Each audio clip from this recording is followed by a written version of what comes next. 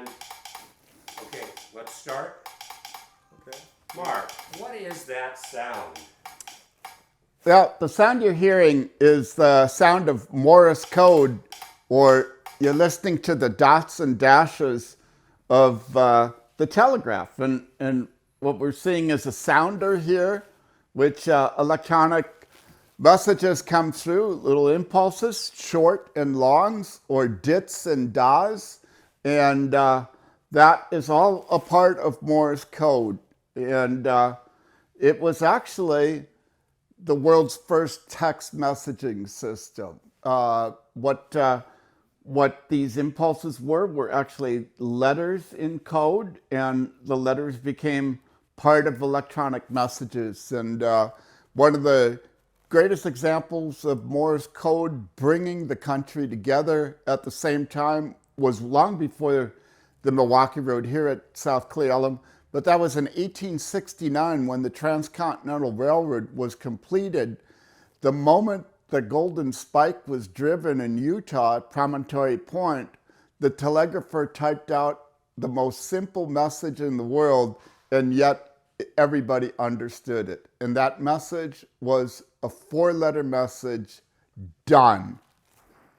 And that immediately brought about church bells and celebrations in New York City and San Francisco and places throughout the country. And so this is an example of how we became connected long before the internet, long before the telephone, through one means of communication. Okay, now, Mark, show us some of the elements that exist here that have been preserved in the South Clay Elum Depot.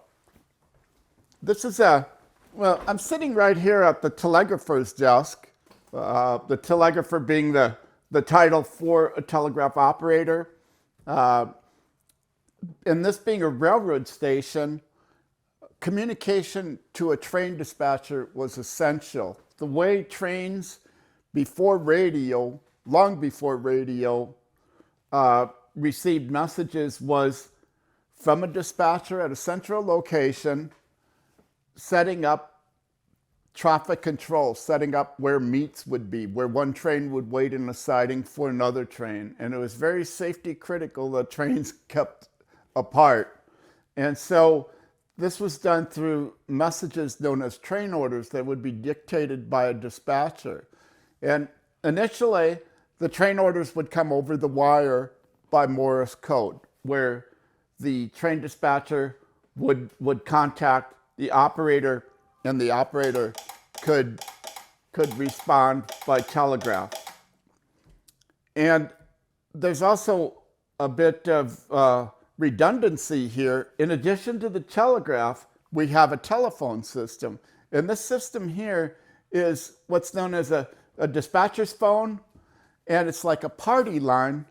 And it's a somewhat old-fashioned system in the sense that it's like a radio where you can only send or you can only receive. And so you have a push-to-talk button similar to a radio, if you can see this on the floor. So if I were going to call a dispatcher who's on the dispatcher's line, I'd put in the plug for the dispatcher's phone and say, Dispatcher Clay Elum. Dispatcher. Yeah, OS train 262, 262, 14 loads, 26 empties, 387 tons, but by at 3:02 p.m. Received, dispatcher. Thank you.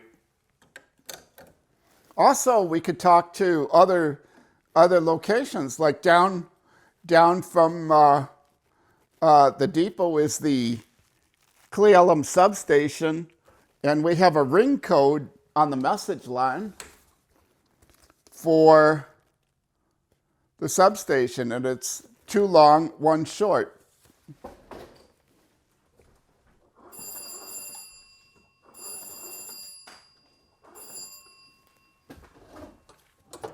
Yeah. Hey, how you doing this morning? The coffee's on. We can have somebody bring it over whenever you'd like. All right. Okay. You got your foot on the pack there. Yeah, we don't want to squish the wireless mic. So, okay, I think we're good. That was Okay. great. I